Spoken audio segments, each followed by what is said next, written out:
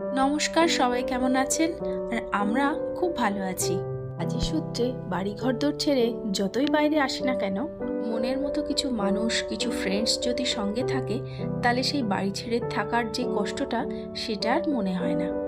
সেই রকমই আমাদের একটা ফ্রেন্ডস গ্রুপ আছে।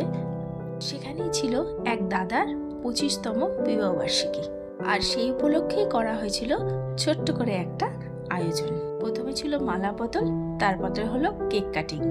আর কোন বাচ্চা কেক কাটতে, কেক খেতে ভালোবাসে না বলুন?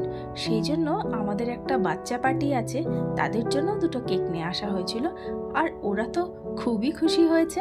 আর বিয়ের সব রিচুয়ালস পালন না করলেও, যেমন মালা বদল, কেক কাটিং ছিল, তার সঙ্গে কিন্তু বিয়ে বাড়ির ভুরি ভোজটাও কিন্তু বন্ধ ছিল না।